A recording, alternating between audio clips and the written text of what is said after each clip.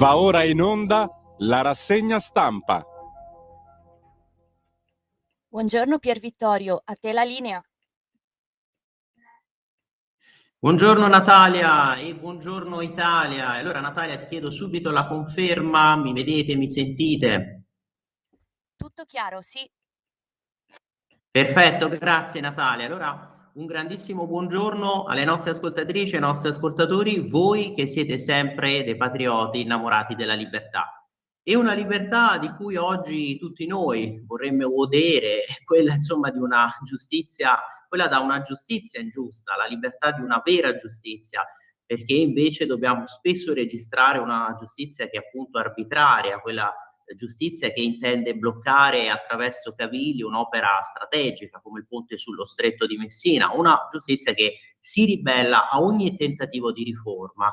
E proprio ieri il nostro direttore Giovanni Sallusti qui su Radio Libertà ha citato il caso di questo magistrato Degni, magistrato contabile, chiaramente politicizzato, consigliere appunto della Corte dei Conti presso la sezione di controllo della Lombardia, e lui era stato nominato dal governo Gentiloni.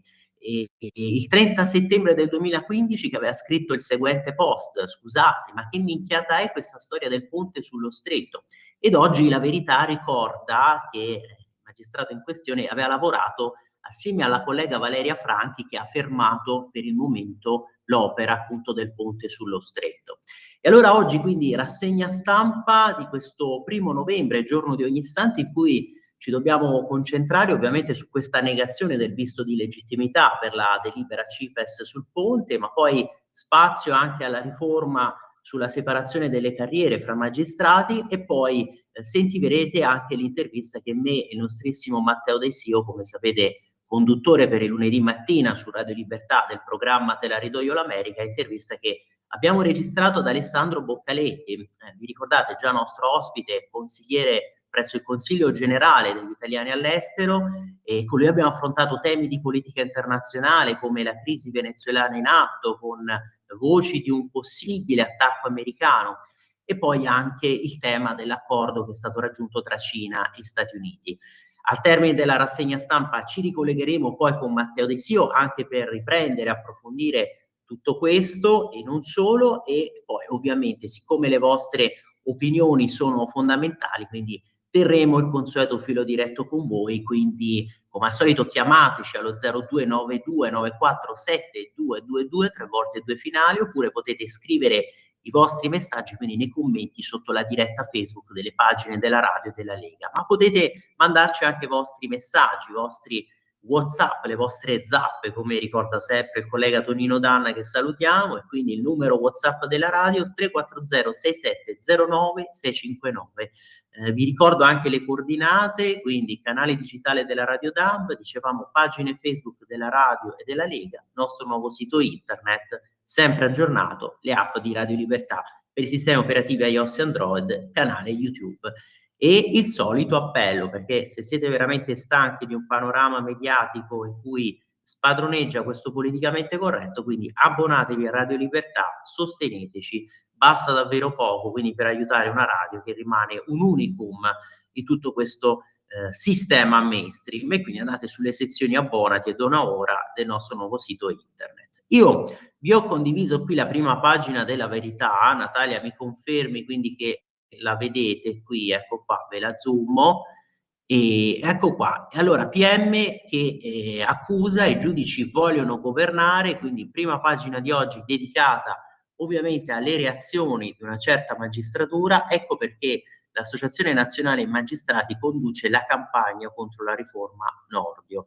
Alcune correnti delle toghe che non sono solo sindacati di categoria, ma si muovono da partiti, intervenendo quindi su tutto, da Sanremo a Gaza, compiendo scelte di campo. Il problema è che poi usano il loro peso per guidare organi e condizionare tutti gli altri magistrati. E oggi La Verità, e non solo, spiega appunto come siano politicizzate queste toghe, alcune di queste toghe, come si oppongano, dicevamo, a ogni tentativo poi di riforma del sistema giustizia, come vogliano esercitare il loro potere, e di fatto poi rappresentano un po' l'unica vera opposizione forte a questo governo, insieme purtroppo ai tanti che manifestando, l'abbiamo visto insomma nelle ultime mobilitazioni, poi commettono queste azioni di violenza e di vandalismo. E qui scrive Giuseppe Bianco, pensate, magistrato penale, ora che la riforma Nordio è passata c'è grande polemica ed è meglio stemperare un po' le tensioni magari parlando di Sanremo, perché ci si creda o no, ecco perché leggevamo questa parte su Sanremo. Sanremo è una tappa cruciale nell'analisi critica del correntismo. Anno del Signore 2020, qualcuno ricorderà che a presentare il festival era Amadeus, circondato da bellissime fanciulle, e questo è un caso che appunto viene ricordato e che è emblematico per far capire come poi una certa parte di magistratura sconfini e si occupi di tutto, no? Quando invece dovrebbe occuparsi dell'esercizio del potere appunto giurisdizionale. Che cosa era successo? Che si ebbe l'ardire da parte di Amadeus di fare ciò che in altri tempi sarebbe stato solo un atto di galanteria o al limite di una gaffe. E pensate poi alla reazione. Si mise a lodare un po' maldestramente la bellezza di una valletta, non l'avesse mai compiuto. Con riflesso pavloviano, una deputata si erse a vindice di tutte le donne offese e il povero Amadeus fu accusato di 1000 robe. Il fatto è però che con un riflesso altrettanto pavloviano anche una corrente di magistrati, e qui no, l'indignazione, la sorpresa, ecco perché viene citato questo episodio, no? Sanremo, per far capire lo sconfinamento da parte della magistratura. Una corrente di magistrati, una di quelle più militanti, rispose al grido di dolore con un comunicato ufficiale dal titolo ancora diciamo più ansiogeno, un po' faticato: promuovere il rispetto della dignità delle donne è un dovere per chi conduce un evento come il Festival di Sanremo. Chi svilisce le donne rende fertile il terreno su cui matura la violenza di genere. 18 gennaio 2020. Ecco, capite perché citiamo questo episodio, perché lo leggiamo qui appunto dalla prima pagina che segue, e siamo a pagina 2, scontro sulla giustizia della verità. Qui vedete il titolone: c'è un piano dei magistrati per conquistare il potere, lo dice un pubblico ministero, Giuseppe Bianco. Perché se addirittura un episodio del genere su Sanremo fu commentato in questo modo, capite bene che allora tutto passa sotto la lente di ingrandimento di una certa magistratura che vuole arrogarsi il diritto di sindacare su tutto. Insomma, Amadeus poi il padre morale di tutti gli stupratori, roba da ergastolo. Altri magistrati si guardarono di sottecchi. Poi qui si ricorda anche che Amadeus si inchinò a tutto questo politicamente corretto, a questa atmosfera, si autoflagellò. Si ricorda appunto che con altrettanto riflesso pavloviano, appunto lo stesso poi Amadeus chiese scusa, di fatto poi ammise, dovette infatti in un certo modo quasi fare mea culpa e adeguarsi. E poi tanti altri sconfinamenti. Qui per esempio possono occuparsi di Sanremo, aggiunge Giuseppe Bianco, della fame del mondo, ma anche del conflitto arabo-israeliano. Per esempio, se il 3 ottobre scorso alcuni partiti giudiziari hanno aderito ufficialmente a uno sciopero generale per Gaza, indetto dalla CGIL e da altre sigle sindacali, altri magistrati, sempre delle correnti più militanti, hanno raccolto le firme a favore di un'iniziativa della neonata Associazione Giuristi per Gaza, secondo cui in tutti i tribunali del Regno, prima di ogni udienza, i giudici dovrebbero leggere ogni giorno un comunicato che solleciti il rispetto delle pronunce della Corte Penale Internazionale, con chiara allusione al mandato d'arresto, quello emesso dalla Camera preliminare della Corte a carico del premier israeliano Benjamin Netanyahu. E allora vedete, questo solo un esempio, un ulteriore esempio di quello che accade, di quello che succede. E scusate, qui avevo aperto un attimo giornalone, vi leggo anche quest'ultima parte, poi passiamo appunto anche a vedere gli altri articoli sia di questa prima pagina della Verità, sia ovviamente poi passiamo alle altre testate. Un'altra riflessione: quindi il fenomeno dei partiti giudiziari italiani si muove all'interno di un globale movimento ipergiurisdizionalista che pretende non di affiancare in termini equilibrati la giurisdizione alla politica elettiva, ma di imporre l'egemonia assoluta della prima sulla seconda, cioè con la scusa, con il pretesto di comunque esercitare la giurisdizione, di comunque magari a volte anche verificare la congruità la corrispondenza, no, anche alla legittimità costituzionale di alcuni dettati, di alcune norme, poi sapete anche con l'interpretazione conforme a Costituzione si pretende poi alla fine anche di vagliare, di analizzare la stessa attività legislativa, di sindacarla. Questa ideologia pangiudiziaria si basa su due presupposti di fondo, che peraltro sono esattamente le pregiudiziali un po' qualunquiste del globalismo. Il primo assioma è che le classi politiche elettive sarebbero per loro natura o inette o corrotte, o tutte e due assieme, insomma. Il secondo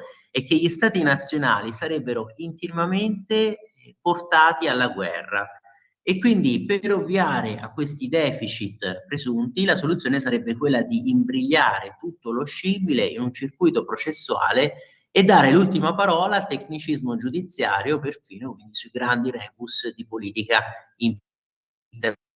internazionale. E quindi tutto questo è grave. Quindi dove forse più che semplici giureconsulti servirebbero la finezza e la pazienza tessitrice di un Metternich o di un Cavour. E però è ovvio che qui però i giudici e i magistrati, invece di occuparsi di un ordinamento in cui poi vediamo, no, spesso imperversa una situazione di caos interpretativo, o magari alcune norme sono dal contenuto, diciamo, precettivo un po' estraneo alla sensibilità del cittadino comune, e appunto questi magistrati invece si occupano di fatto, come abbiamo letto, di sindacare tutto lo scibile umano, no? E di fatto poi si vogliono sostituire a politica, si vogliono sostituire al potere legislativo, al potere esecutivo. Insomma, un cortocircuito. Alla fine questa dinamica processuale totalizzante, al di là delle generose velleità dei suoi ambasciatori nostrani e internazionali, rischia solo di essere un tremendo buco nero di Calcutta, dove la politica, la diplomazia e la ragione umana vanno a morte per asfissia proprio perché totalmente imbrigliati. Quanto all'Italia, il correntismo giudiziario di oggi, sempre più monopolio di alcuni veri e propri gruppi partiti,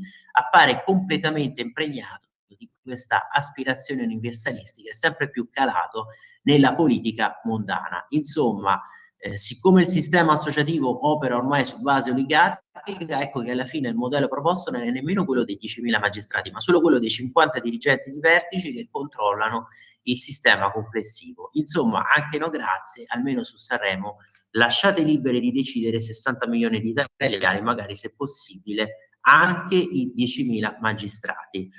Vedete, questa è la riflessione di un magistrato penale, e poi a pagina 3 invece l'analisi proprio di Belpietro, Maurizio Belpietro come direttore della Verità. Vi riprendo però da qui la prima pagina, vedete, no, qui inizia la sua riflessione. Foto oggi in primo piano qui nella prima pagina della Verità su quest'altro episodio emblematico poi alla fine dell'ideologia woke che imperversa, che spadroneggia. Se ne occupa Paolo Del Tempio. Qui cambiamo argomento. Vedete, in Inghilterra le donne dell'anno sono uomini, le donne vere che ovviamente si infuriano. Il premio Donne dell'anno 2025 della versione inglese della rivista Glamour ritrae 9 persone trans soprannominate The Dolls, appunto le bambole, che posano con le magliette con la scritta Protect the Dolls su un tetto di Londra in onore del loro impegno per i diritti delle persone trans. Questo slogan è stato reso popolare da uno stilista, Evan Conner, in una sua sfilata di moda del febbraio 2025. Questo, vedete, segue a pagina 15. Oggi anche Mascheroni nel suo spazio in prima pagina sul giornale se ne occupa, e la reazione qual è? Ovviamente un misto tra sorpresa e anche indignazione, sorpresa ma nemmeno più di tanto, perché ci dicevamo che poi alla fine tutte queste uscite della cultura woke ci abbiamo fatto anche un po' l'abitudine, no? Tutte queste, con questi azzardi, con queste provocazioni. Vedete, rivista che premia le donne dell'anno, siamo a pagina 15, piccolo dettaglio, sono 9 uomini. Glamour che mette in copertina dei trans, dietro la retorica della lotta alla discriminazione si cela l'intento di imporre un modello. E la Rowling, che sapete è stata così bersagliata, l'autrice di Harry Potter, così bersagliata in questi anni da certi collettivi, da parte di questo movimento LGBTQ, quello ovviamente più avvelenato, più arrabbiato, così indignato, così dite alle ragazze che i ragazzi sono femmine migliori di loro. figuriamoci adesso quali saranno di nuovo gli attacchi contro la Rowling. Che si fa con i fluidi? Un mese si sentono una cosa e quello dopo invece un altro. Qui tra i virgolettati dell'articolo di Del Debbio. La tolleranza è anche accettare quello con cui non siamo d'accordo e infatti poi non si può protestare contro queste copertine perché immaginiamo, no, si viene subito accusati di transfobia. E qui vedete sono riportate alcune considerazioni perché insomma qui spiega per esempio la questione è nota, per sesso si intende il sesso biologico e anagrafico, aggiunge qui, spiega Paolo Del Debbio. C'è poi il genere che è la manifestazione esteriore che una persona dà di sé, che sia conforme o no alle aspettative sociali connesse al sesso. C'è poi l'orientamento sessuale, che è l'attrazione sessuale e affettiva che una persona nutre nei confronti di persone del sesso opposto, dello stesso sesso, di entrambi i sessi. C'è poi la cosiddetta identità di genere, che è ciò che una persona percepisce e manifesta di sé, anche se non corrisponde al sesso, indipendentemente dal fatto di aver intrapreso o concluso un percorso di transizione, spiega appunto qui Del Debbio. E però bisogna registrare che tanti hanno protestato contro questa copertina, no? C'è chi ha protestato e proprio non è l'ultima ruota del carro e appunto niente po' di meno stavamo dicendo che la signora J.K. Rowling, la mamma di Harry Potter, che ha scritto, sceneggiato e prodotto la serie di romanzi che appunto ha sbancato in tutto il mondo. La signora inglese ha scritto così: sono cresciuta in un'epoca in cui le riviste femminili più diffuse dicevano alle ragazze che dovevano essere più magre e più carine. Ora le riviste femminili più diffuse dicono alle ragazze che gli uomini sono donne migliori di loro. Questo per far capire cosa sta succedendo, cosa è cambiato anche proprio per questa cultura comunque gender. Non è quindi una forma di intolleranza, ma è di fronte a una realtà nuova lo smarrimento dei punti di riferimento per giudicare quella realtà o ancor prima nel comprenderla e quindi anche nell'esprimere una nuova opinione. Io credo, qui conclude Del Debbio, che uno sforzo di onestà intellettuale vada fatto anche da coloro che difendono i diritti della comunità LGBTQ+, perché questo discorso di Voltaire sulla appunto tolleranza, nel trattato sulla tolleranza, è cosa crudelissima perseguitare in questa vita quelli che non la pensano a nostro modo, ed è di fatto quello che poi accade da parte di alcuni componenti di questa comunità, di questi movimenti. E nessuno deve essere molestato per le sue opinioni, anche religiose, purché la manifestazione di esse non turbi l'ordine pubblico stabilito dalla legge, scriveva Voltaire. E allora qui conclude Del Debbio: per me ognuno può disporre del proprio corpo come crede, se crede e quanto crede, ma nessuno può imporre che questo modo sia il modo, la norma, no, canonica, il dogma da imporre, che deve essere diffuso, propagato.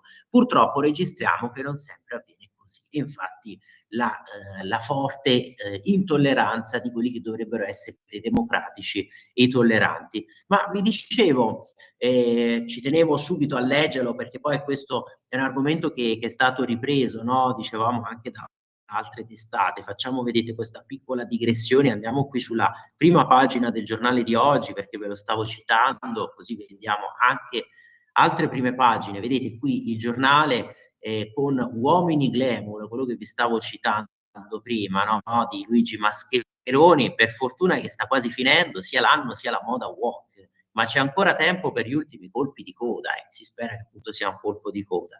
E qui si cita appunto questa copertina della rivista Glamour, la reazione da parte della Rowling, e conclude qui Luigi Mascheroni: ora personalmente avremmo scelto come donna dell'anno Sydney Sweeney, una donna che si veste da donna senza vergognarsi di voler piacere agli uomini, ma insomma una rarità ormai.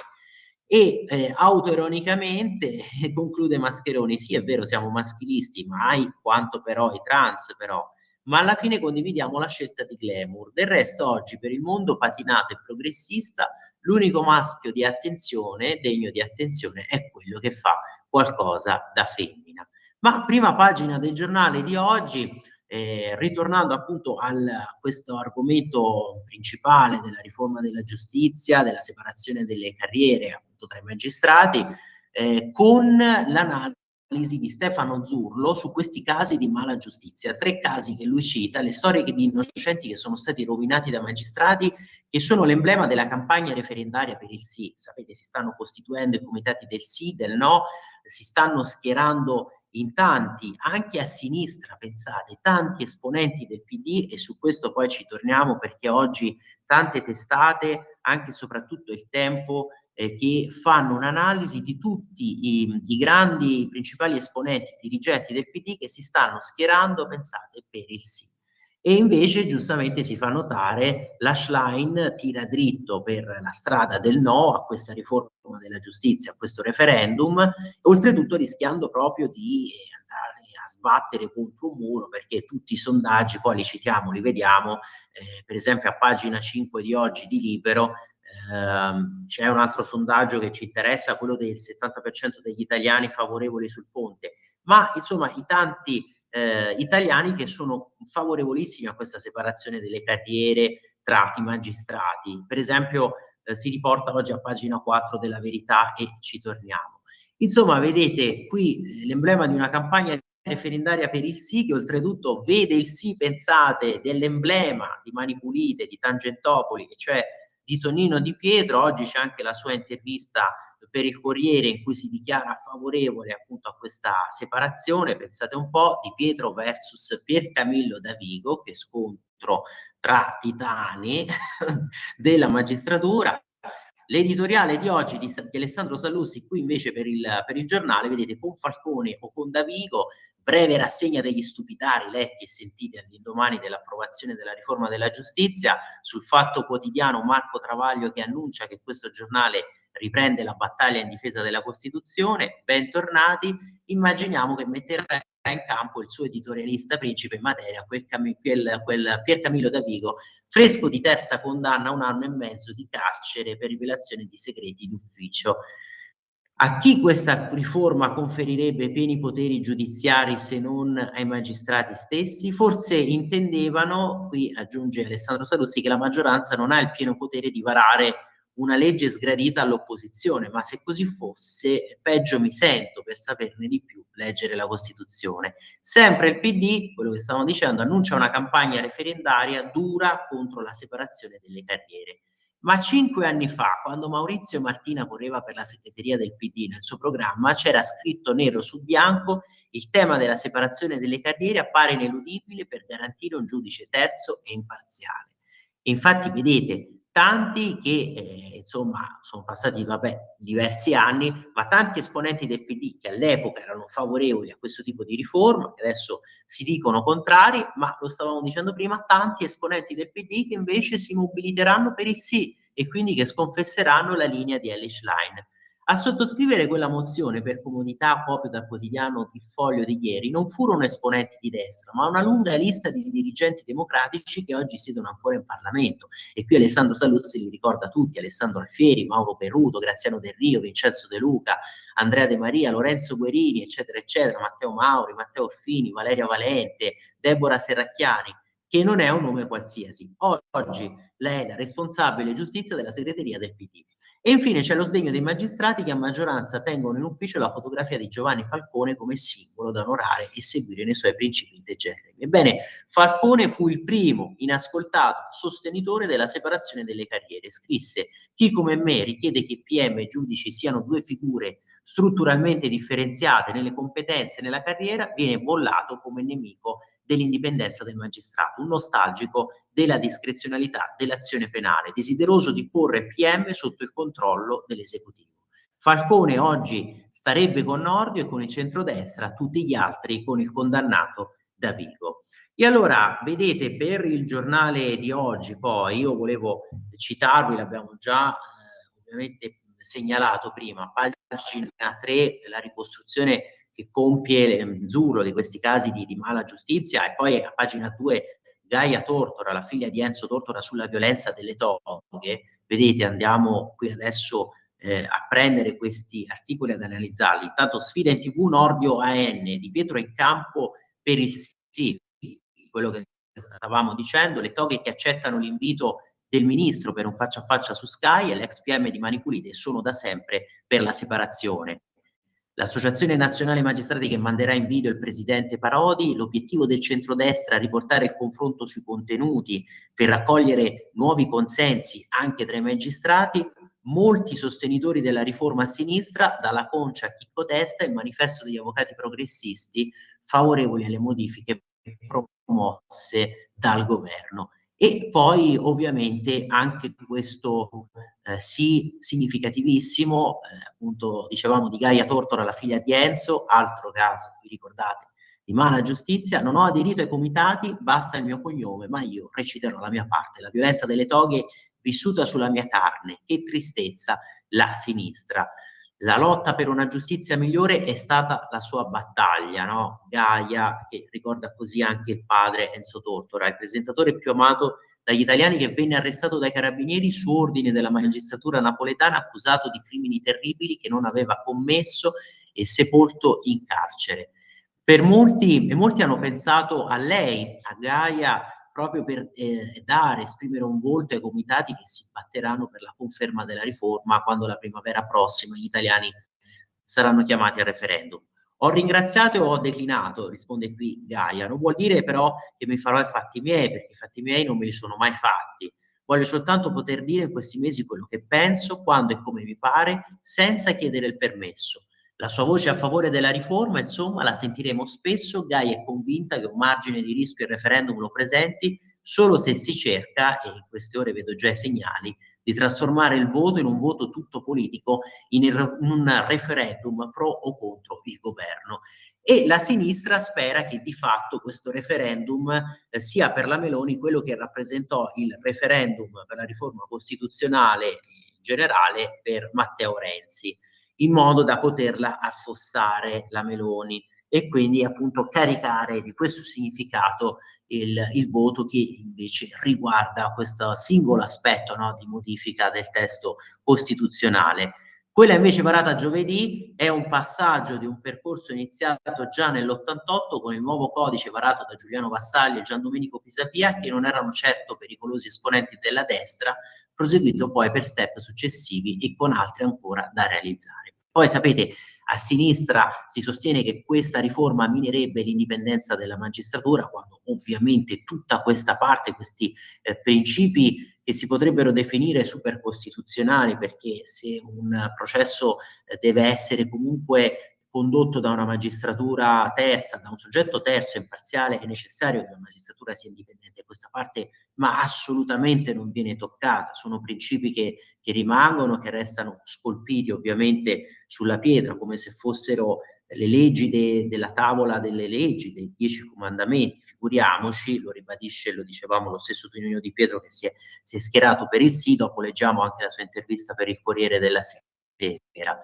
Sta di fatto però che in tutti questi anni abbiamo assistito a tanti casi, no, a diversi casi di mala giustizia, lo stesso poi caso di Garlasco che si sta riaprendo, rischia anche di diventare un assist comunque per il sì, perché insomma se si dovesse scoprire che in tutti questi anni è stato in custodia, in carcere, casa circondariale, un Alberto Stasi che in realtà era innocente e magari si viene a scoprire che era libero il vero criminale, l'assassino di Chiara Stasi, beh, vedete che allora ci si deve porre più di una domanda, comunque su questo sistema di ingiustizia che a volte appunto si trasforma in ingiustizia. E allora Stefano Zurlo, oggi qui vedete a pagina 3 del giornale, racconta queste 3 storie, i 3 innocenti rovinati dai magistrati, Diego, Angelo, Antonio, che diventano testimonial, le loro storie di vittime scelte come emblema della campagna per confermare la riforma. Massaro in cella per 21 anni per colpa di una consonante sbagliata in una intercettazione. Olivieri trattato come un narcotrafficante che finisce per 12 mesi a 41 bis. E qui vedete Diego Olivieri che viene arrestato nella sua casa di Arzignano, in provincia di Vicenza, la notte del 22 ottobre 2007. La squadra della DIA che bussa al suo indirizzo è formata da 16 agenti, un piccolo esercito per catturare quello che viene ritenuto un criminale di grande spessore. E lui non si raccapezza. Volete un caffè? No, lo portano via per una storia che mette assieme enormi quantitativi di droga fra l'Italia e il Canada e il riciclaggio virtuale di 600 milioni di dollari. In realtà e qui prima della pausa, perché vedo sono le 8:30, in realtà, anche se può apparire incredibile, la sua colpa è aver fatto un favore a un amico che aveva incontrato in Canada, portare a un conoscente in Veneto l'orologio d'oro dimenticato dall'altra parte del mondo. È stato quel Cartier vistoso a inguagliarlo. Lui non c'entra niente, ma lascia la cella solo il 17 ottobre 2008 dopo 360 giorni di detenzione durissima. Pensate, un anno passato così, al 41 bis. E allora questo è solo un assaggio, no, di queste storie di mala giustizia. E Natalia, grazie, mi ricordi giustamente la pausa, 8:31, allora piccolo break, noi ci ritroviamo fra pochissimo.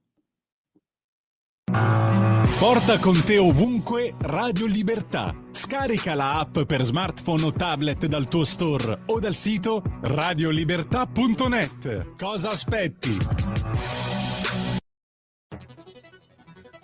Ogni giorno migliaia di notizie ci raccontano i fatti che accadono in Italia e ogni giorno c'è una voce fuori dal coro. Quotidiano di Sicilia, il quotidiano d'Italia. L'informazione che ribalta i luoghi comuni, una vera visione dei fatti, l'Italia vista da sud. Ogni siciliano che vive in Italia e nel mondo è una risorsa, è protagonista della crescita della nostra nazione. Dai forza alla crescita della nostra isola, abbonandoti al QDS digitale più archivio a soli 99 euro anno. Quotidiano di Sicilia, il quotidiano d'Italia, una scelta di valore. Lo amiamo perché ci offre sempre le cose più buone e naturali. Linea Alberto Acerbis! Care amiche, cari amici di Radio Libertà, allora siamo pronti, l'olio nuovo sta scendendo dal frantoio, un momento importante, e anche le confezioni di Natale sono praticamente pronte. Le potete trovare, tenete d'occhio il sito olioacerbis.com, oppure per informazioni chiamate 030 68 40 408. Insomma, a Natale, se volete fare un regalo bello, dopo se uno vuole regalare il ciondolino, la berrettina, alienarsi perché cosa gli regaliamo? No, perché la scarpina che canta e la calzina che fa le feste l'abbiamo già regalata l'anno scorso. Insomma, seduti, chiamate 030 68 40 408. Regalate olio Acerbis e specialità gastronomiche Acerbis, che non si trova nei negozi. Chi riceverà o la confezione da 50 euro, da 59, da 75 o da 79, o la latta bellissima da 5 litri, e assaggerà questi prodotti, specialmente chiaramente l'olio, vi chiamerà e vi dirà: guarda, mi hai fatto un regalo bello. Fosse anche la confezione Stella che costa 50 euro, regalate genuinità, italianità, e sempre presente come prima cosa la poesia in pergamena per dare un senso importante a questa festività. 030 68 40 408, chiamate e informatevi sulle nostre confezioni natalizie Acerbis 2025, qualcosa di unico, di bello, di italiano e di genuino. Oppure olioacerbis.com. Grazie, alla prossima. Di nuovo a te la linea, Pier Vittorio. Grazie Natalia. Allora 8:34, torniamo qui a pagina 3 del giornale di oggi con queste storie di mala giustizia. La storia per esempio di Angelo Massaro, queste dicevamo storie che ce le racconta appunto Zurlo oggi, non solo per il giornale. Vedete, ad Angelo va molto peggio, resta in cella dal 15 maggio del 96 al 23 febbraio del 2017, il record italiano, spiega lui, di carcere sbagliato. Il suo è un vero e proprio errore giudiziario con condanna definitiva seguita poi dalla revisione, il tutto per un omicidio mai commesso, quello di Domenico Fersurella, scomparso a Fragagnano in provincia di Taranto il 10 ottobre del 95 e mai più ritrovato. Qualche giorno dopo, il 17 ottobre, la moglie gli chiede di portare il bimbo all'asilo e lui, intercettato, risponde che non può, sta facendo una ristrutturazione. E insomma, pensate, tutto questo, lui deve trasportare il morto, forse un oggetto pesante, una pala meccanica, le parole si assomigliano in dialetto ancora di più, muerte o muerse, una consonante, qui vedete veramente lo scempio, c'è da rimanere sorpresi, ma è qualcosa di anche tragicomico, però tragico, estremamente tragico per queste persone, senza altri riscontri, che gli vale una condanna pesantissima che si basa sulla cervellotica interpretazione di una consonante in una conversazione a colpi di ciucci e biberon, la condanna che diventa irrevocabile con il timbro autorevole della Corte di Cassazione. Poi dopo una pioggia di esposti i giochi si riaprono. Il 22 febbraio 2017 arriva l'assoluzione, ma ci vogliono altre 24 ore prima di tornare libero per intoppi burocratici. Alla lettura della sentenza, conclude lui, mi sono avvicinato al sostituto procuratore generale che aveva sostenuto con forza la mia innocenza e ho detto grazie. Signor Massaro, ha replicato, non deve ringraziarmi di nulla, non ho fatto nulla, ho reso giustizia a una ingiustizia che avete subito. Quando esce per la prima volta, Massaro addirittura ha le vertigini. Storie di innocenti trasformate in colpevoli e messi alla gogna, come accade ad Antonio Lattanzi, assessore ai lavori pubblici a Martinsicuro, in provincia di Teramo, lo ammanettano il 21 gennaio del 2002 per tentata concussione. Poi comincia un incredibile ping pong fra il GIP e il riesame. 4 arresti, altrettanti annullamenti. In tutto fanno 83 giorni di carcere e 10 anni di tormenti, fino alla soluzione finale l'11 maggio del 2012. E questi sono soltanto alcuni dei casi, e poi potremmo stare qui veramente a raccontarne tanti altri. Ma appunto già 8:36, allora poi per il giornale di oggi, vedete, andiamo avanti qui la riflessione di Mantovano, pieni poteri sono quelli dei giudici che bloccano la politica, giustizia, i due approcci del centrodestra in vista del referendum, solo Forza Italia che lancia i comitati di partito, qui infatti poi si spiega che invece per esempio la Lega, come anche Fratelli d'Italia, si appoggerà a comitati d'area ma non composti da esponenti di partito. E poi l'intervista sulla riforma della giustizia per Marta Fascina, l'ultima vittoria di Silvio, la deputata e compagna di Berlusconi, vive un lutto che non può essere superato. E invece sull'infrastruttura nel mirino della magistratura contabile, poi fra 30 giorni leggeremo le motivazioni di questa negazione del visto di legittimità. Chi ferma il ponte sullo stretto combina un disastro, più inquinamento, meno PIL e posti di lavoro. I dati costi-benefici dell'opera appena fermata dai giudici, e appunto in queste ore di fronte all'opposizione che cavalca la decisione dei magistrati contabili per alimentare la contrarietà all'infrastruttura, vengono ricordati tutti i vantaggi che la minoranza non considera. E qui soltanto già queste 3 cifre: 1,8 miliardi, l'indicatore della redditività economica dell'opera a regime, il valore attuale netto economico ed è stato calcolato pari a 1,8 miliardi di euro tra riduzione dei tempi e dei costi. 36.000 durante la costruzione, l'opera porterà un contributo di 23,1 miliardi, creerà 36.000 posti di lavoro stabili con l'indotto. Nella fase cantieristica il gettito fiscale è stimato in 10,3 miliardi. E poi 13 milioni il passaggio invece di risparmio appunto di tonnellate di anidride carbonica, perché il passaggio al trasporto ferroviario da marittimo permetterà una riduzione di circa 200.000 tonnellate di CO2 all'anno, ma nell'arco 2024-2063 sarà appunto di circa 13 milioni di tonnellate di CO2, una cifra pazzesca. Ma pensate poi già soltanto alle domande che sono arrivate a WeBuild per poter iniziare a lavorare, candidature che sono già pervenute. Sul giornale di oggi poi la risposta del ministro Valditara, qui prima di lanciare le nostre interviste, poi ovviamente riprendiamo tutti questi temi, no? Sentiremo un'intervista che abbiamo registrato, diciamo, su temi di politica internazionale, ma poi torniamo in rassegna stampa. Però ecco, per questa parte io volevo con voi leggere la risposta che ha fornito il ministro Valditara a questa ragazza, a questa studentessa, a proposito dell'uso dei cellulari o comunque del divieto dell'uso dei cellulari a scuola. Vittoria, 11 anni. Caro ministro Valditara, sono Vittoria della prima C di una scuola di media di Busto-Arsizio. Poi torneremo a Busto-Arsizio perché parleremo della Lega, della sede della Lega che è stata imbrattata. Avete poi sentito anche la reazione dell'europarlamentare Isabella Tovaglieri, del segretario cittadino Alessandro Albani, del coordinatore della Lega Giovani di Busto-Arsizio, rilanciato sui social anche con la Lega Giovani Lombardia, Mauro Baldassare. Insomma, scrive qui Vittoria a proposito di scuola e cellulari: vorrei fare sapere, Ministro, che sono molto d'accordo con la sua decisione di vietare il cellulare a scuola e con l'idea di vietare i social sotto i 14 anni. Le spiego il perché.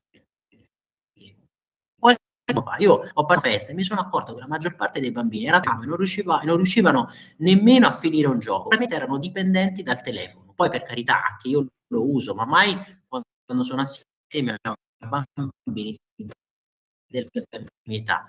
Guardo qualche video sul telefono dei miei genitori, le scene con solo adulti, in emergenza noia, e vedo però appunto, qui scusate, avevo zoomato sul telefono, un sacco di tempo. Penso che un bambino debba vivere appieno la sua vita. Già abbiamo pochissimo tempo per giocare. Grazie dell'ascolto, arrivederci.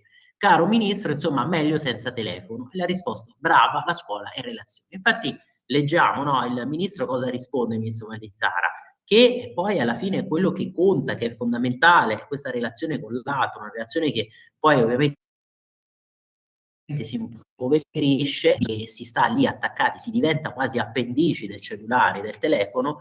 Cara Vittoria, non sai quale inaspettata gioia sia stata la ricezione della tua lettera, anzitutto per una ragione profonda che viene spesso ignorata dagli adulti, divorata dai loro affanni quotidiani, che invece il tuo scritto ci ricorda perfettamente. Si fa politica, ci si impegna nel governo di una nazione per generare qualcosa di buono nella vita delle persone.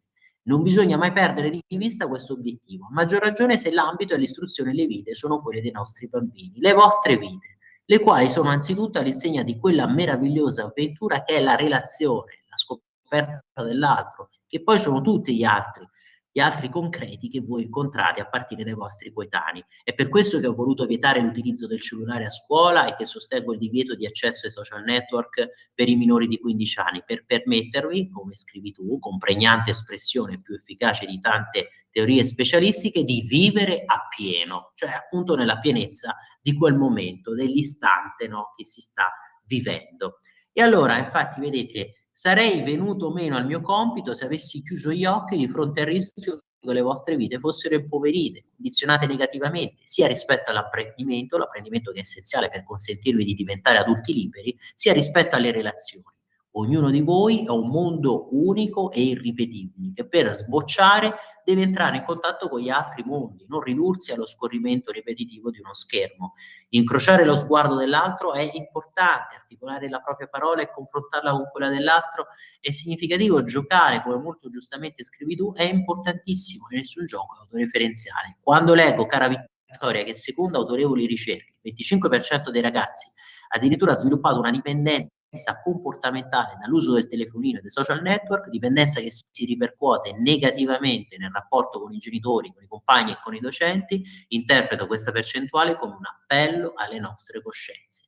Non possiamo arrenderci di fronte alla realtà, dobbiamo lavorare per trasformarla in meglio, per non dispendere quel bene preziosissimo e tutto umano costituito dal tempo e dal suo utilizzo, per passare dal pochissimo tempo per giocare, e giustamente i lamenti, al moltissimo tempo per crescere. Grazie davvero. Questa è la risposta del Ministro dell'Istruzione e del Merito, Giuseppe Valditara. Allora, sicuramente no, cellulari, telefoni che ci permettono di affacciarci sul mondo, navigare sul web, scoprire, approfondire, leggere, stare in contatto anche con gli altri, con i social quando sono usati responsabilmente, ma se tutto questo poi ci impedisce di stare nella realtà vera, di scoprire l'altro, di intrecciare relazioni e quindi di creare quella meraviglia, no, del dialogo con l'altro, di scoprire questi altri mondi, beh, allora vale la pena ogni tanto staccare, dire di no e mettere da parte anche questo strumento utilissimo, questo strumento tecnologico che è il cellulare.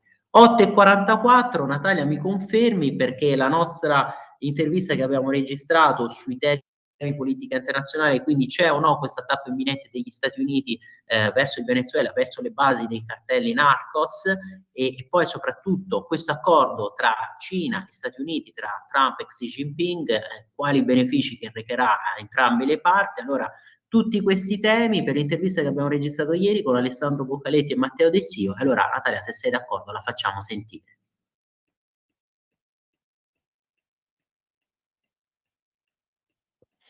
E allora oggi è in collegamento con noi di Radio Libertà Alessandro Boccaletti, è appunto consigliere presso il Consiglio Generale Italiani all'Estero, già nostro ospite. Grazie Alessandro per essere di nuovo qui con noi, è sempre un onore poterti avere come ospite. Grazie Alessandro, grazie. E poi ovviamente grazie al nostrissimo Matteo De Sio, come sapete conduttore su Radio Libertà del programma del lunedì mattino Te la ridò io l'America. Grazie sempre Matteo per la tua partecipazione. Grazie a te Pier. Grazie Matteo.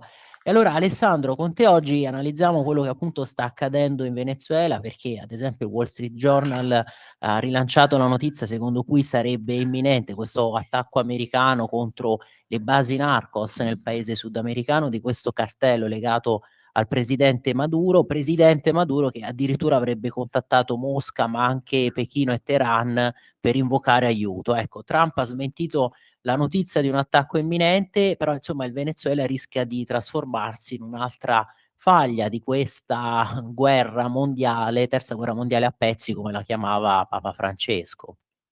Sì, beh, guarda, innanzitutto l'attacco formale sul territorio venezuelano lo vedo abbastanza una cosa remota. E una cosa è certa, stiamo vivendo un momento dove gli Stati Uniti hanno dichiarato guerra al narcotraffico e l'arresto l'estradizione di Caravagel o nome simile, il soprannome è Pollo in Spagna e poi l'estradizione negli Stati Uniti in giugno 2023 ha determinato un'accelerazione di questi eventi, dato che questa persona è altamente allocata, anche collegata a Cabello, no? Che è il direttore e il capo dei servizi segreti venezuelani. È una certezza che il Venezuela è un leader, diciamo, un paese leader nell'esportazione del narcotraffico. Qualcosa si parlava più di 5 tonnellate di cocaina a esportare negli Stati Uniti, una montagna. E a fronte di questo Trump ha dichiarato a tutti gli effetti guerra al cartello del Sol, così si chiama questo cartello militare che dopo è collegato all'altro cartello più legato al Tres de Agua, mi sembra, nome simile, che è più collegato alla criminalità organizzata sul territorio. La cosa che preoccupa molto, è diventato adesso un evento anche molto internazionale, proprio in questi giorni, non so se avete seguito, è ritornato tutto in auge, so che La Verità ha postato un articolo proprio ieri, è che stanno emergendo una serie di finanziamenti fatti all'estero dal sistema di Maduro, attraverso questo che è stato arrestato a suo tempo adesso negli Stati Uniti, e verso paesi particolari, innanzitutto per aumentare l'influenza in Sud America, tipo Colombia con Petro, il Brasile con Lula, c'è la Bolivia con Morales, in Argentina c'è tutto il caso di Kirchner, addirittura si parlava di 21 valigette piene di contanti, è una cosa impressionante, più di 21 milioni di dollari. Il Paraguay Lugo, il Perù Humala e Honduras Zelaya. Il problema è che c'è anche l'Europa di mezzo, perché c'è il partito di Podemos in Spagna coinvolto e poi addirittura l'Italia col Movimento 5 Stelle, per cui è un argomento piuttosto serio. Tutto il discorso in evoluzione e questo Caraviel, so che va in sentenza il 19 di novembre del 2025, è diventato un collaboratore di giustizia degli Stati Uniti ed è stata dichiarata a tutti gli effetti una guerra totale contro Venezuela per il narcotraffico. Noi come italiani stiamo vivendo molto il discorso del problema degli ostaggi, diciamo, perché in realtà li hanno definiti detenuti politici legati all'Elisa Machado, sapete anche voi che aveva preso adesso il premio Nobel, ma di fatto a tutti gli effetti sembra che siano degli ostaggi che il Venezuela in questo momento sta arrestando occidentali al fine di creare merce di scambio con l'eventualità di attacchi proprio per questo da parte degli Stati Uniti. E di questi 100 detenuti politici, una quindicina sono italiani e il resto sono spagnoli e altri paesi. Per cui è una cosa piuttosto seria, anche con il Ministero l'argomento è toccato, insomma, e viene seguito, però insomma, come sapete, non c'è molta collaborazione in questo momento da parte del Venezuela con l'Italia. Per cui vedremo come gli eventi si evolvono. Per cui questo è un po' il quadro attuale in Venezuela e sicuramente si vuole arrivare a far cadere il regime di Maduro, questa è una cosa certa. Per cui vedremo gli sviluppi e gli americani hanno deciso di prendere una posizione molto forte sul tema. Eh sì, insomma, una politica che è tesa un po' a capovolgere questa, diciamo, bussola geopolitica lì in quello scacchiere. Matteo, vengo da te perché ovviamente tu stai seguendo la vicenda proprio in vista anche, no, di lunedì del Te la rido io l'America. Esatto. Parliamo quindi sia di Venezuela sia anche degli accordi. Stavamo parlando insieme io e te, Pierre, tra Stati Uniti e Cina, quindi con un Donald Trump che riesce anche a entrare finalmente per gli Stati Uniti nel commercio delle importantissime terre rare. Quindi parliamo, possiamo dire, di una piccola vittoria per gli Stati Uniti, e anche quanto Donald Trump, con l'arma o dei dazi o della forza militare degli Stati Uniti, quindi comunque con le due armi più importanti in possesso in questo momento per il presidente a stelle e strisce, sta cercando di ridisegnare, di far tornare gli Stati Uniti proprio come unica superpotenza al mondo. Cosa ne pensa, poi dobbiamo chiedere cosa ne pensa il nostro ospite, ma la questione poi del Venezuela, con un racconto che ha fatto il nostro ospite dettagliato, è molto interessante, perché da una parte Maduro viene poi dipinto come quasi una vittima, quando in realtà fa parte di un regime autoritario, e parliamo anche di un Donald Trump e di Stati Uniti che vogliono ritornare ad avere le grinfie, tra virgolette, proprio sul Sud America, che si è dimostrato negli ultimi anni con Lula, con Maduro e con Milei no, però con Milei invece amicizia, però un Sud America che si è dimostrato ostile come qualche decennio fa, proprio nei confronti degli Stati Uniti. Devo aggiungere una Sì, cosa, sì. che anche col discorso della Cina c'è tutto l'argomento molto delicato del fentanyl, Certo. e si sa molto bene che gira in parte attraverso il Venezuela, via Messico e altri paesi, e sta a tutti gli effetti creando questi personaggi zombie che si vedono per strada, cioè insomma è veramente una droga di una potenza impressionante. E negli accordi, infatti adesso nell'accordo in Cina, da quanto ho capito, c'è anche il discorso che la Cina ha promesso in tutti i modi insomma, di limitare il più possibile, soprattutto anche i prodotti chimici per la composizione di questo medicinale, perché viene utilizzato anche in termini medici questo medicinale, da quanto ho capito, anche a livello anestetico, giusto? In anestesia. Sì. Il problema è che se finisce su canali paralleli diventa un disastro, no? Diventa un narcotico mortale, come sappiamo molto bene. Va bene. Poi per questo, per quanto riguarda, ho sentito che ha ridotto il DAZ dal 57 al 40% col discorso di questo accordo di collaborazione. Poi vabbè, i prodotti agricoli, abbiamo detto, visto che hanno riaperto il canale della soia, no? Che è un prodotto molto consumato in Cina, c'è più di 50 miliardi, sentivo, di esportazioni sono programmate nell'arco di un anno. E poi vabbè, le terre rare, che sappiamo molto bene, sono utilizzate sia per l'ambito militare, quello dei semiconduttori, e poi il settore dell'auto, e la Cina produce il 70% di questi minerali a livello mondo, soprattutto perché ci sono anche in altri paesi, sentivo, il problema è che i costi di estrazione e l'inquinamento sono altissimi. In Cina non rispettano queste cose, per cui di conseguenza sono leader nel mondo. Ecco, un po'. Poi un'ultima cosa, so che vabbè, di Taiwan non si è parlato, però c'è il discorso che hanno chiesto alla Cina di intervenire in qualche modo con la Russia, di vedere di terminare questa guerra in Ucraina, che sappiamo molto bene dura da fin troppo tempo. Vediamo gli sviluppi. Comunque ci sono state delle aperture positive fra due potenze, insomma. Chiaro, chiarissimo. Sì, di fentanyl ci eravamo già occupati, anche perché insomma il presidente Trump aveva già detto, no, ribadito di voler intervenire, e insomma quindi dazi più bassi alla Cina in cambio proprio di questo giro di vite sul fentanyl. E quindi Alessandro, insomma, alla fine questi dazi si confermano lo strumento probabilmente cardine, essenziali della politica estera trumpiana. Ma a questo punto è evidente che l'imposizione poi delle tariffe non mira soltanto ad ottenere un vantaggio economico, ma anche ad assicurare il predominio geoeconomico, geopolitico degli States. Quindi è un Trump che, come ti stavo anticipando prima, non intende certo permettere che l'America perda questo suo ruolo di potenza globale, anzi di impero, e quindi con buona pace di quell'elettorato MAGA più isolazionista. Quindi anche queste iniziative più interventiste che possono anche apparire, essere lette come imperialiste, riaffermano proprio il principio dell'America First.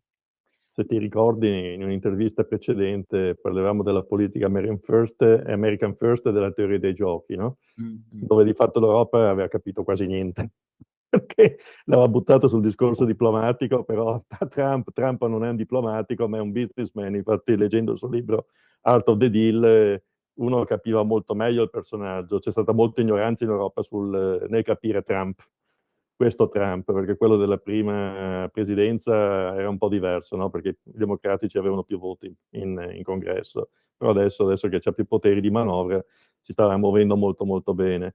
Considerando anche un'altra cosa, che di fatto adesso l'America ad ottobre vive un contesto interno difficilissimo, perché siamo in government shutdown.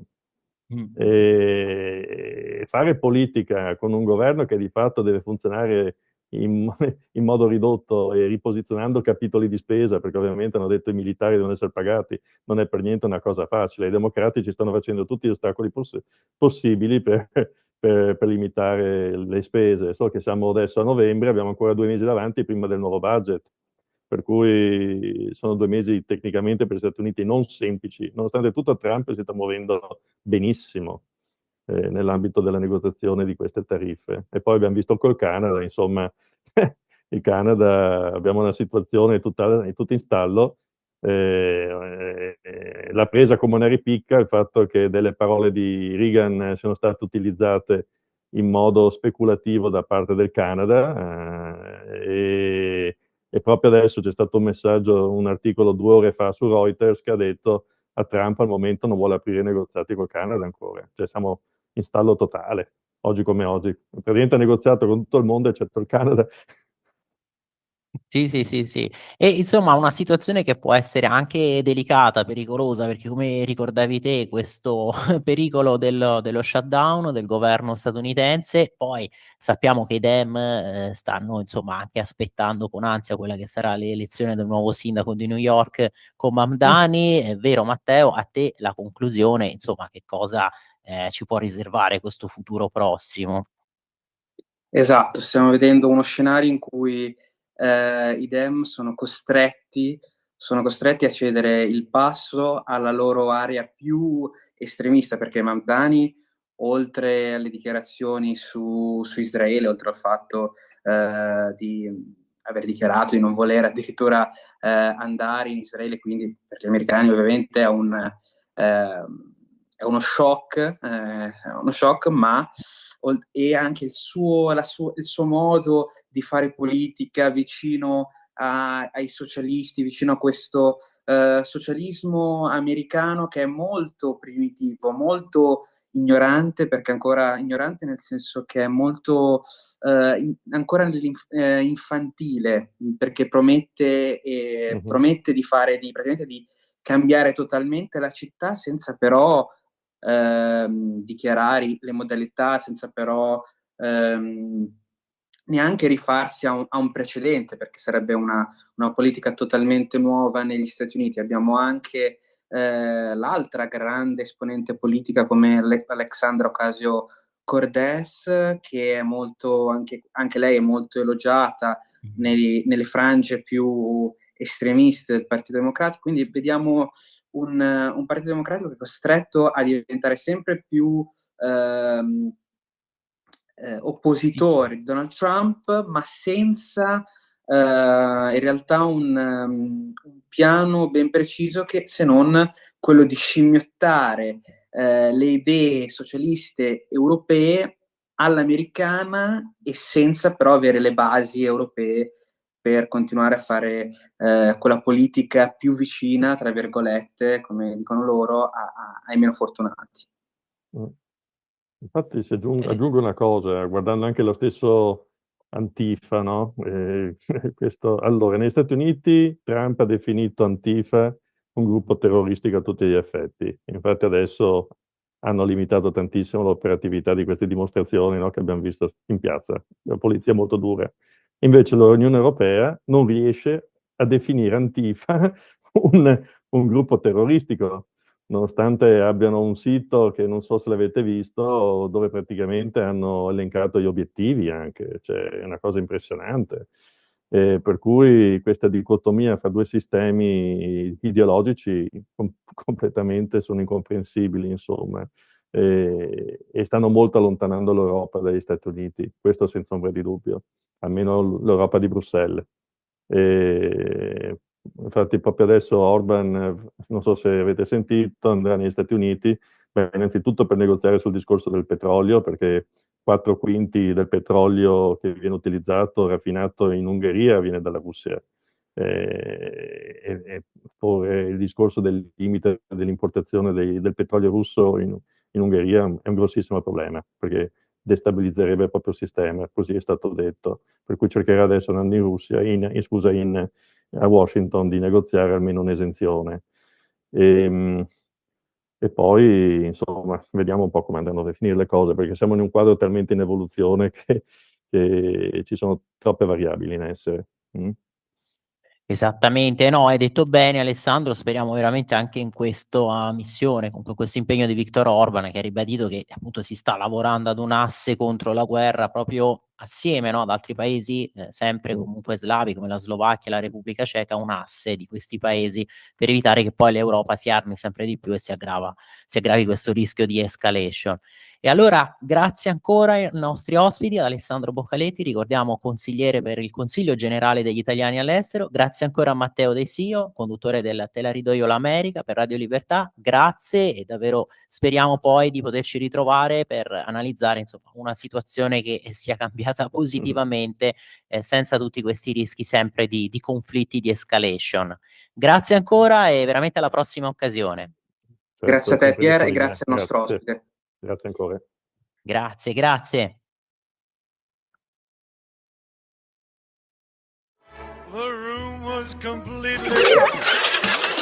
Stanco di perderti i tuoi programmi radiofonici preferiti? Vorresti la tua musica, le tue voci amate sempre con te, ovunque tu vada? Radio Libertà, l'applicazione che trasforma il tuo smartphone e tablet nella tua radio personale.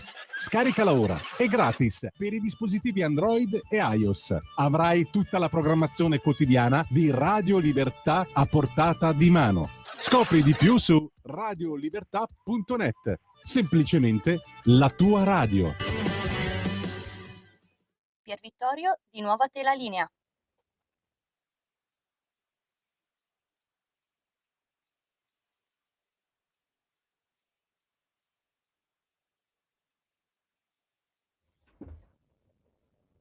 Pier Vittorio, di nuovo a te la linea.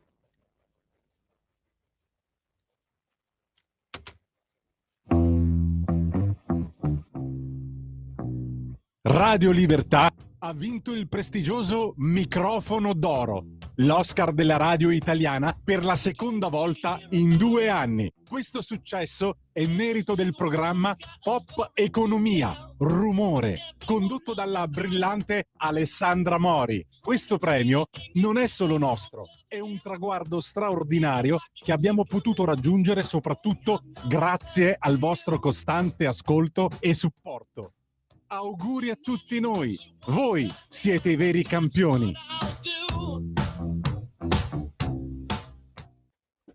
Pier Vittorio, a te la linea.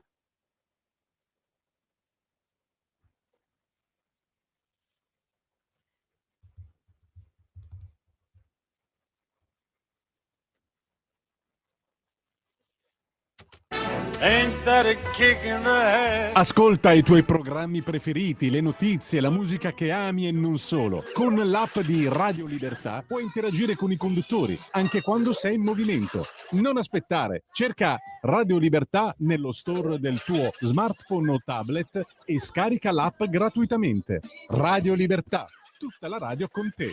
Scopri di più su radiolibertà.net. Semplicemente la tua radio.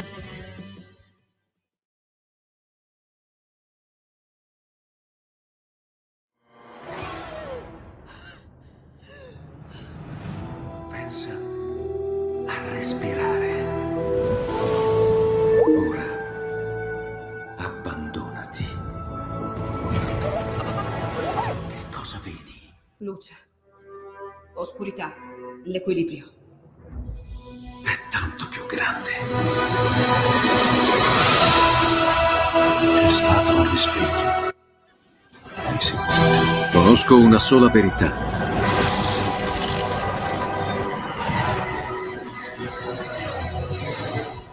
Movie Time ti fa entrare nel vivo del cinema, ti fa sentire come se fossi tu il protagonista del grande schermo.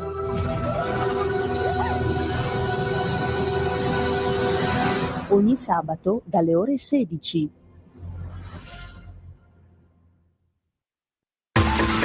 Ehi tu! Non trovi più il segnale di Radio Libertà sulla tua radio DAB? Non disperarti! Risintonizza! Sì, ma come? È facile! Tasto menu, poi scegli il tasto corrispondente alla ricerca automatica dei canali, attendi qualche minuto e tutte le stazioni DAB della tua zona saranno disponibili. The room was completely... Stanco di perderti i tuoi programmi radiofonici preferiti? Vorresti la tua musica, le tue voci amate sempre con te, ovunque tu vada? Radio Libertà, l'applicazione che trasforma il tuo smartphone e tablet nella tua radio personale. Scaricala ora, è gratis per i dispositivi Android e iOS. Avrai tutta la programmazione quotidiana di Radio Libertà a portata di mano. Scopri di più su radiolibertà.net. Semplicemente la tua radio. Adesso vedi, sto prendendo un po' il tempo. Pier Vittorio, mi senti? A te la linea? Niente, non lo so, io non sento nulla, ma com'è che succede questo? Mannaggia, guarda. Sì, sto parlando, sto vedendo anche qua tutte le icone. Mi senti? Mi senti? Scusatemi, c'è stato questo problema. Natalia, mi senti? Mi sentite? Sì, Pier Vittorio, ti sentiamo, parla pure.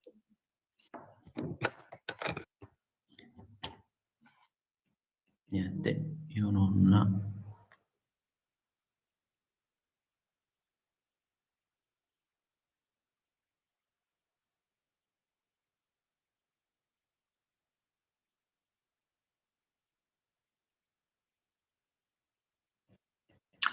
Eccomi, dico, mi sentite? Perché io non ho il ritorno, quindi comunque se mi confermi, Natalia, che mi state sentendo, perfetto. Allora, abbiamo sentito questa intervista, io con voi volevo tornare anche poi sull'ANSA, vedere gli approfondimenti, perché questa voce dell'imminente attacco in Venezuela poi era stata smentita da Trump. Ma riprendiamo anche ovviamente tutte le altre testate per questa cavalcata finale, perché vedete, tempo di oggi, qui sempre ovviamente in condivisione schermo, mi confermi Natalia, vedete i belli de nonno, perché c'era una volta l'antenato del PD di Schlein che era schierato a favore della separazione delle carriere, lo diceva persino suo nonno, il socialista Agostino Viviani: in Italia troppo potere PM, ma lei non ci sente, i big l'attendono al varco. Quindi da De Luca a Bettini, da Franceschini a Del Rio, il sondaggio che manda nel panico la sinistra, oltre 7 italiani su 10 che sono favorevoli alla riforma.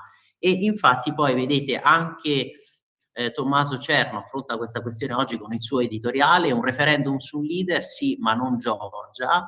E questo per ricordare alla Schlein che appunto suo nonno, le parole quindi di nonno Agostino, parlamentare socialista, che già nei gloriosi per la sinistra anni 70 denunciava gli abusi dei PM, perché in casa PD tanti la pensano come appunto il vecchio Viviani, e glielo faranno sapere. E infatti, perché una speranza di questo PD è che poi alla fine il referendum si trasformi in un boomerang per la Meloni, come già successe per Matteo Renzi, no? Stavamo dicendo, è vero, quello sulla giustizia sarà un referendum sul leader politico e non solo su una materia costituzionale, ma quel leader non è Giorgia Meloni, come prova invece a farci credere la sinistra, quasi spiritata all'idea di riproporre l'effetto Renzi del patatrac sulla riforma del Senato, datata ormai nel lontano 2016, un'era zoopolitica fa. E quel leader è Elly Schlein, il leader che si gioca tutto con questo referendum, il segretario del PD, è lei che si gioca l'osso del collo e soprattutto la poltrona del Nazareno in questa roccambolesca capriola che sta per iscenare di fronte al suo partito ex governista.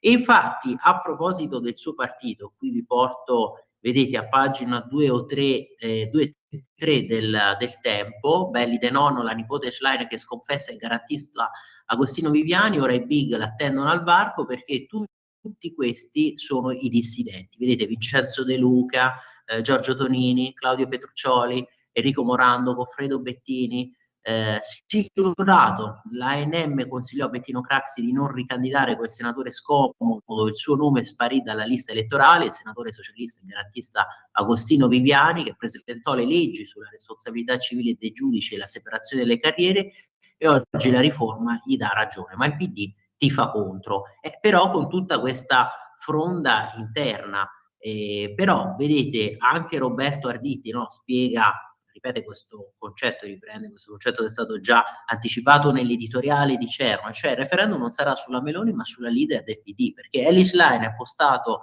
questa crociata nel PD, una crociata del no al referendum sulla separazione delle carriere tra giudice e PM, dipingendo questa misura come un golpe contro la magistratura, eppure il partito è una babele, quello che stavamo dicendo, decine di big dem che quindi sono sostenitori di tutt'altra posizione, perché sono appunto artefici di battaglie passate pro separazione, oggi tacciono a fatica mettendo di fatto in difficoltà la segretaria. La Schlein si rivela così il portavoce di un'opposizione radicale, lontana anni luce dalla sinistra moderata che governò con Renzi e Letta. E quindi tutte le varie divisioni, perché per esempio Graziano Del Rio, ex ministro e vice segretario del PD, che firmò quella mozione a proposito proprio della separazione delle carriere, la riforma non risolve i tempi del processo, ma nel 2019 invocava appunto la separazione per garantire imparzialità. E poi, pagina 3, ancora i Dem che erano favorevoli alla separazione delle carriere, adesso in Volta Gabbana, prima di Meloni mezzo Nazareno era d'accordo con la riforma. Perdita di memoria, amnesia, ci chiediamo piuttosto un caso di rimozione di massa, una sindrome preoccupante che aleggia intorno a Nazareno ormai con una certa frequenza, basti ricordare il precedente proprio sul Jobs. Il gruppo aveva scritto e votato la legge, la nuova arrivata si intestò invece la fallita abrogazione portandosene dietro. E poi vi segnalo qui ovviamente tutte le varie posizioni. Alla fine il più coerente è il governatore della Campania, ancora per poche settimane, Vincenzo De Luca, che ieri nell'abituale diretta social ha detto: la riforma questa riforma sulla separazione, dal ritardo del centro-sinistra che ha governato per anni senza fare nulla sulla necessaria riforma della giustizia.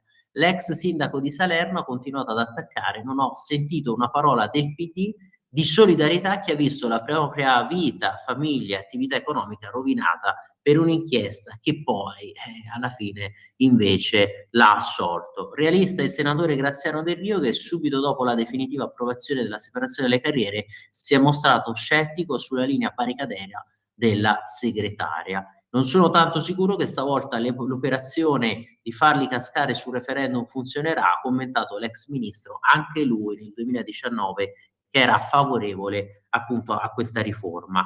Allora, io poi volevo anche segnalarvi, e qui facciamo tutta una cavalcata, pagina 5, piano di Salvini, il ponte si farà dopo lo stop della Corte dei Conti, il leader della Lega che tira dritto e riavvia l'iter per i cantieri, e poi vice premier, non mi interessano gli scontri politici e le polemiche, l'opera serve perché unirà milioni di italiani e quasi tutti lo vogliono.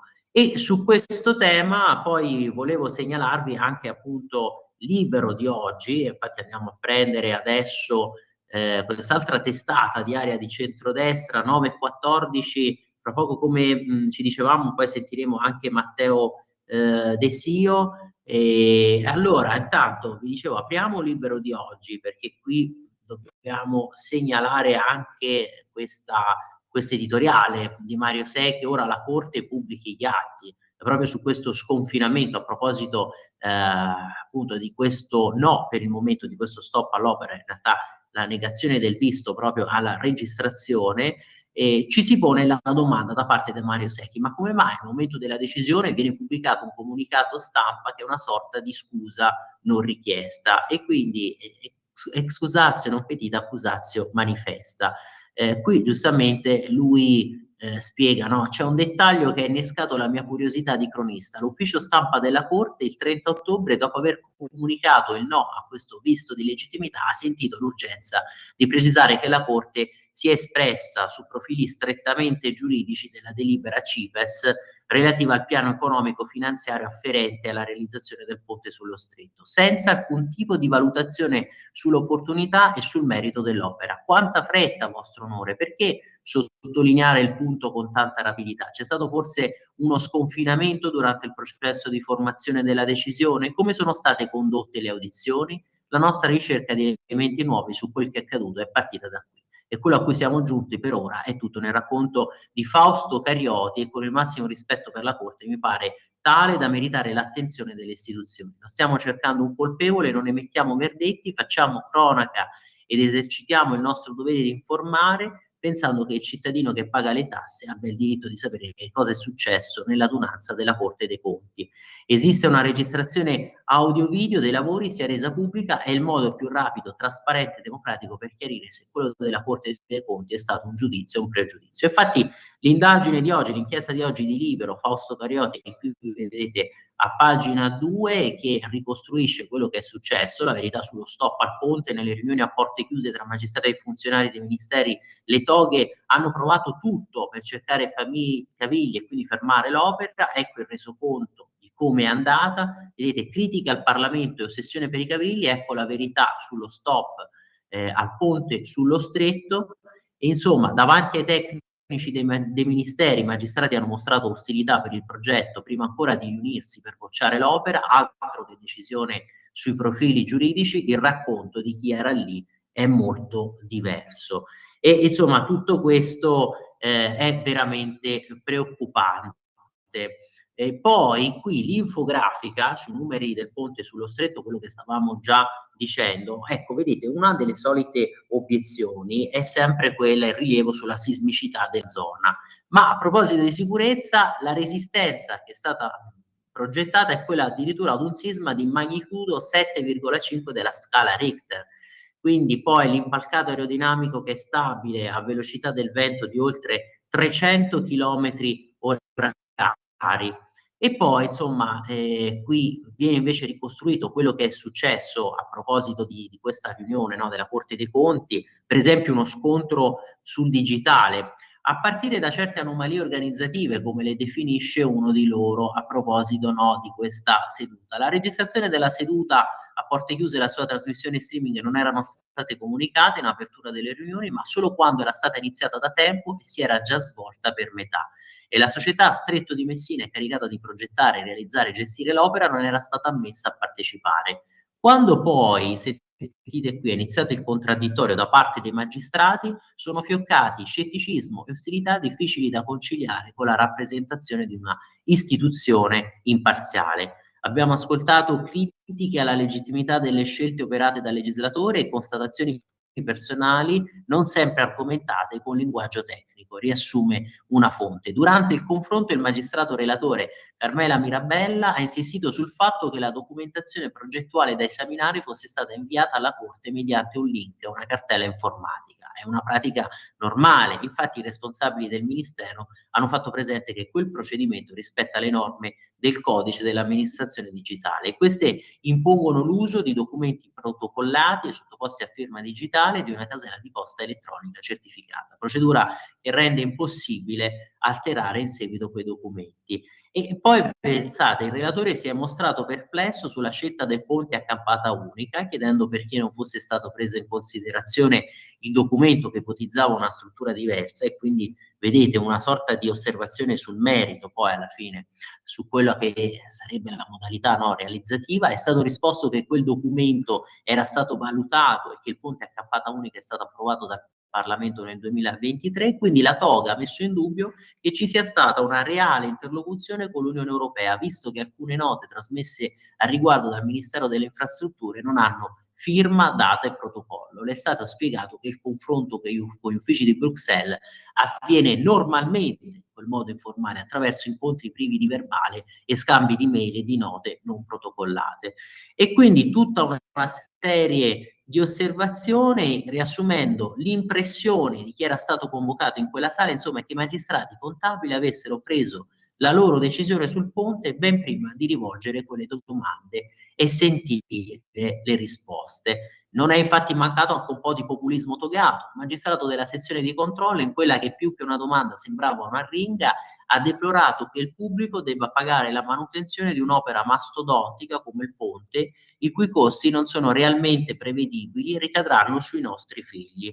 Insomma, il Dipartimento per la Programmazione Economica ha risposto citando gli esempi dei ponti simili che sono stati costruiti in Danimarca, Turchia e Giappone.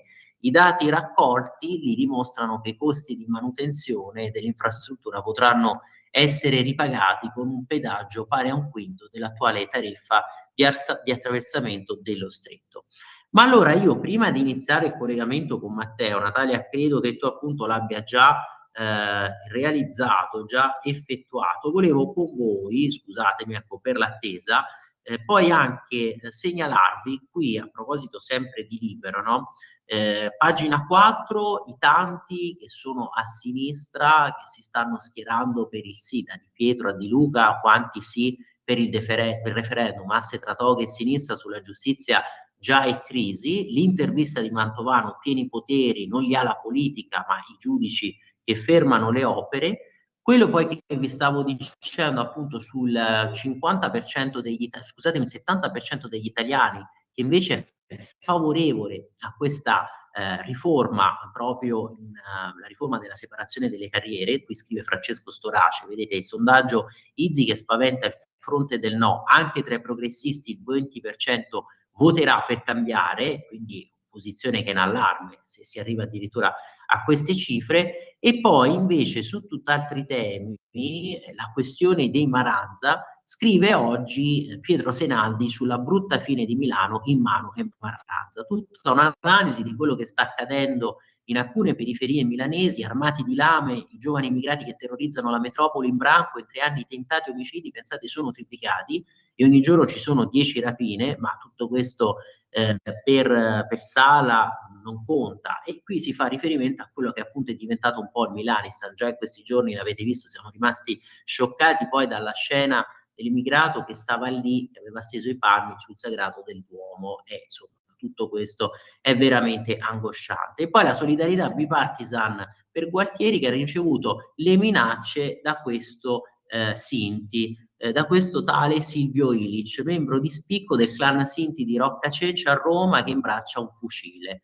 Come ha buttato giù la nostra casa, io butterò la sua. Le minacce quindi contro Gualtieri. E poi vi segnalo anche la pagina 11, il genocidio nel Sudan, nessuno però che fiata. Qui vedete tutta la ricostruzione, nessuno che appunto se ne occupa, stupri, torture, gente bruciata viva, morti a migliaia, ma c'entra l'islamismo e quindi insomma non c'è nessuna flottiglia che si interessi di tutto questo come nel caso di Gaza. E poi l'articolo del nostro direttore Giovanni Sallusti, la sfida all'Occidente e la strategia trampiana sulla deterrenza nucleare che non piace alle anime belle. E qui proprio sui test nucleari che Trump vorrebbe riprendere con questo annuncio, è ovviamente tutta una strategia di deterrenza, anche perché bisogna mostrare i muscoli. Se Russia e Cina fanno vedere che si mobilitano, che sono armate fino ai denti, che ci sono degli avversari. Qui scrive Sallusti, Mosca che è un incendiario immediato che scomoda l'escalation atomica ogni giorno. Sapete, no? Quante minacce di utilizzo dell'arma nucleare, però alla fine per coprire gli avanzamenti al rallentatore in Donbass, abbiamo sempre detto, insomma migliaia di morti nelle fila dell'esercito russo per poi alla fine pochi metri quadrati conquistati. E Pechino, che invece è l'incendiario prospettico che fa del programma di ammodernamento ed espansione dell'arsenale nucleare un pilastro della sfida egemonica agli USA e all'Occidente. E poi io adesso vengo da voi, Sveva e Matteo, nel frattempo però, scusami Natalia, però nel frattempo non vi sento, quindi farei così, vado un attimo qui sul Corriere perché volevo anche segnalarvi, intanto vabbè, la prima pagina con il riferimento poi all'articolo di Rampini su questa arma che utilizza la Cina nei confronti degli Stati Uniti, e cioè quella delle terre rare. Qui vedete, pagina 9, assegnazione terre rare agli eroi statunitensi che regalano un'arma a Xi, perché alla fine gli Stati Uniti hanno smantellato, dismesso questa industria di estrazione, di raffinazione di tutti quei minerali che servivano poi per la costruzione di magneti e chip, e questo è stato un grave errore appunto dell'economia americana. E a pagina 3 l'intervista proprio di Pietro sulla riforma per la separazione delle carriere. E qui PM più forti e autonomi, le critiche al sorteggio che toglie potere alle correnti. Proprio Di Pietro, chi vuole assecondare la politica può già farlo. E la domanda, pensate, qui rivolta da Claudio Bozza: se la riforma fosse stata in vigore dal 1992, Mani Pulite sarebbe mai esistita? E risponde Di Pietro candidamente: uguale uguale, non sarebbe cambiato nulla. Sul piano delle potenzialità dei PM non cambia niente, sempre che un magistrato voglia davvero fare il suo mestiere. Oggi se un PM vuole assecondare il potere politico può farlo, e potrà farlo anche domani. Altra domanda: i suoi colleghi del pool, Davigo e Colombo, sono critici sulla separazione, ne ha parlato con loro? Rispetto le posizioni contrarie, come chiedo che si rispetti la mia. Io parlo sulla base dell'esperienza, ho vissuto tutte le situazioni previste dal codice di procedura penale, sono stato avvocato, imputato, indagato, parte lesa, parte offesa, testimone, poliziotto, PM. A seconda della giacchetta che indossi, quando entri in un'aula di giustizia il tuo stato d'animo cambia. Ecco perché vorrei davanti un giudice da non temere. E poi Tonino Di Pietro, che ha rilasciato un'intervista oggi anche però per La Stampa, proprio per il quotidiano, no, Sabaudo. Io allora ve l'anticipo, ve la segnalo, anzi sì, apriamola da qua, perché siamo a pagina 7, poi Natalia perdonami, vengo da te, Matteo, proviamo a fare il collegamento, perché ripeto, io purtroppo non vi sento, dopo che mi sono mutato, no, durante la messa in onda dell'intervista che avevamo registrato, non vi risento più, però appunto volevo segnalarvi l'intervista che Di Pietro ha rilasciato anche per La Stampa di oggi, qui siamo a pagina 7, oltre appunto a quella per il Corriere.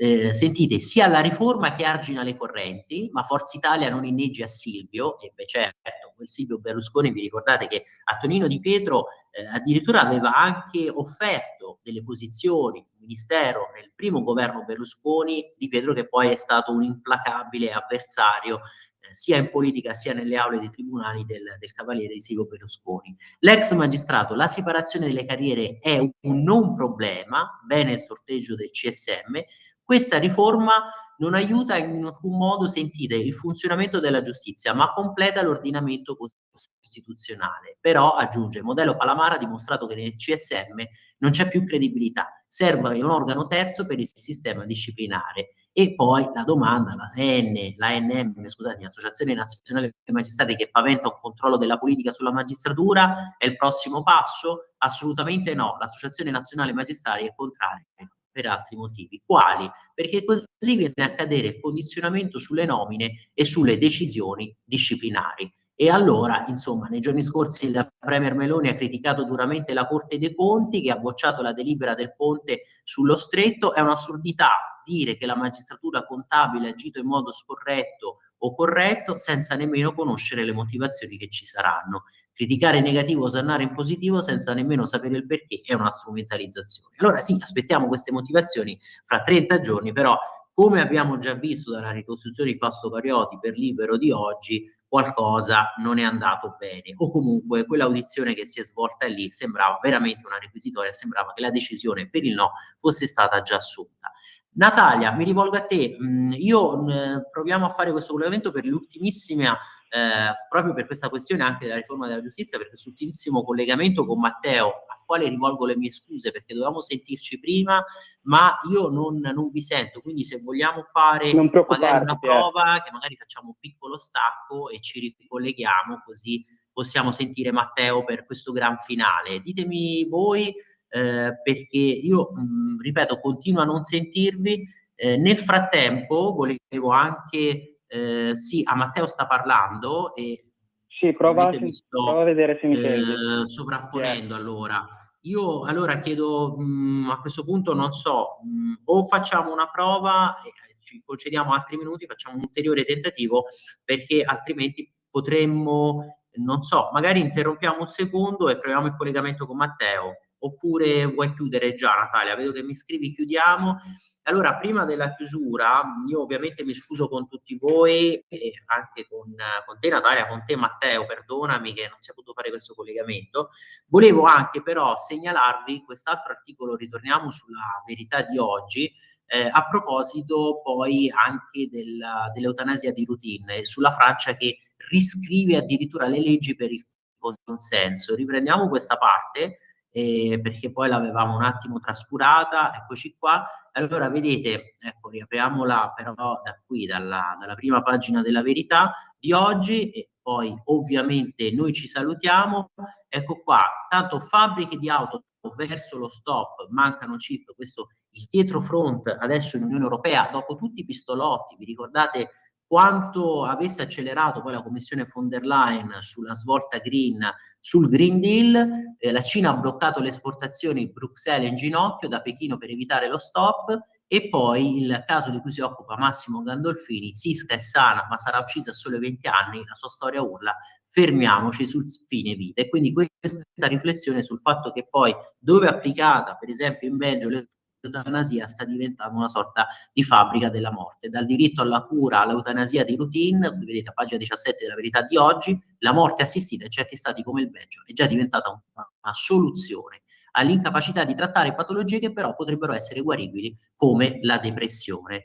E poi la Salis che lotta per la casa, che appunto può essere considerata, qui vedete, l'istigatrice, quest'altro fatto di cronaca, botte alla presidente di Confedilizia. E allora 9:31, io vi ringrazio per averci seguito per questa cavalcata, chiedo scusa che poi non siamo riusciti a fare questo collegamento nel finale con Matteo, chiedo scusa a te Matteo, chiedo scusa a te Natalia, e allora ancora auguroni, buona festa di Ognissanti, e per noi che ci occupiamo, vedete, sempre di attualità politica, di politica, e ovviamente è anche la festa dei tanti santi che sono stati politici, che sono stati governanti. Pensate a San Tommaso Moro, no? Patrono dei governanti dei politici, a San Luigi IX, re di Francia, Santa Elisabetta, regina di Ungheria. E allora ancora buona festa per oggi, buon weekend, buona continuazione qui su Radio Libertà, veramente che possa essere sempre una giornata proficua di approfondimento, di aggiornamento con noi. Grazie ancora a tutti.